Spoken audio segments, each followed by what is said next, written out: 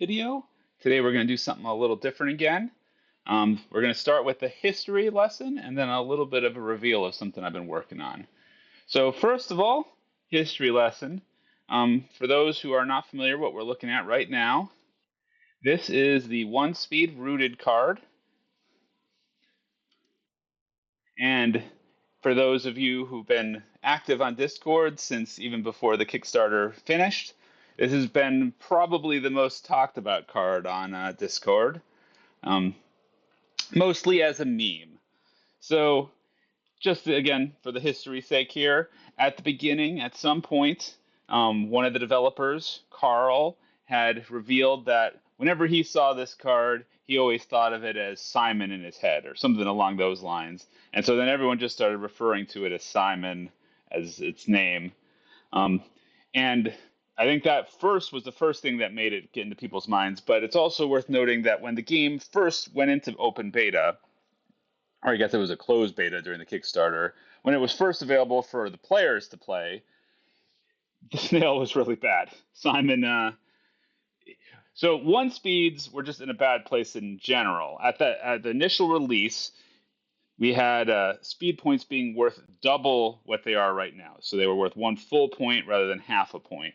Now, there's been a number of different balance changes they made along the way to getting to where we are today, but that was perhaps the biggest one for this guy because at the beginning of the game, if you went, say, 0 for 7 on the speeds, so you just lost all 7 of the speeds for every turn, and that was effectively a 14-point swing between you getting 7 and 0. Instead of getting 7 points, and your opponent getting 0, you got 0 and they got 7. So not just a 7-point swing, but a 14-point swing. So being slow was really bad in general.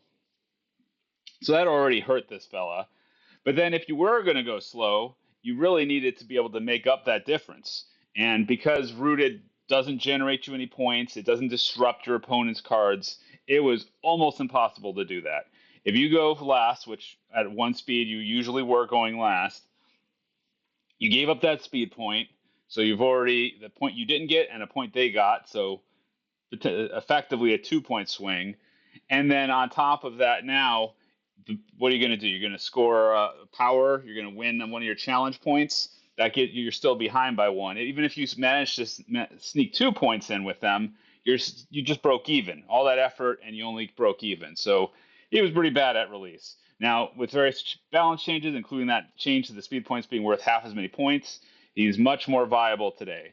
And more of a meme just for history's sake. But that's why I think he got popular early on, was that fact that he was, in a lot of people's eyes, the worst card in the game. Now, again, all the one speeds were in a bad place. And Force had its own problems, similar, where it wasn't scoring extra points. But these guys didn't even necessarily have great stats to make up for it. One speed enforced, because it's dividing these points between only 3 sides, at least had a ton of points. But you could end up with something like this guy here, where the points are pretty evenly spread, and you don't even have one giant side to call your own.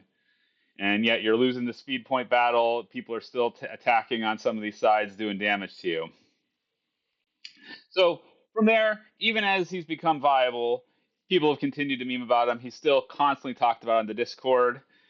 And so it was with that in mind that I've been working on something behind the scenes that, and I want to emphasize here, I am not an artist, so this is very rough.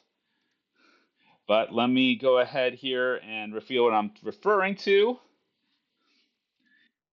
What you're seeing before you now is a software called Blender, and this is the current state of my prototype here of point tokens that you could print out a whole bunch of these. They're going to be very small, and print them out in one color for one player, one for another, and use these as your point tokens.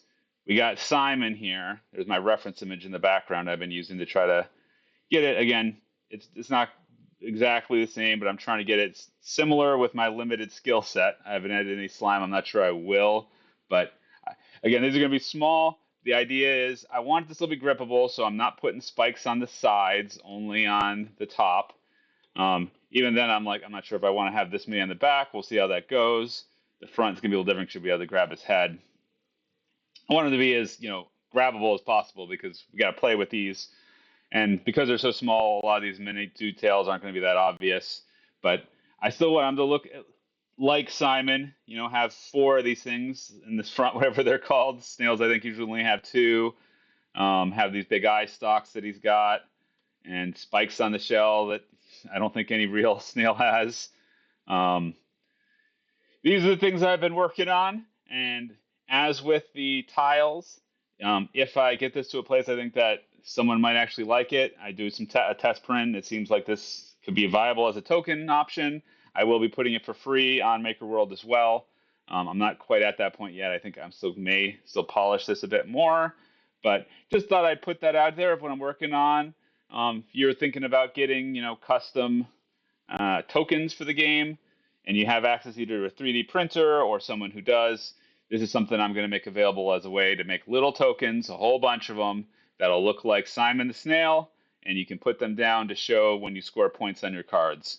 That's the plan. So anyway, that's it. Um, Hopefully some people like the idea, find it exciting, and hope you have fun continuing to play Draconis 8.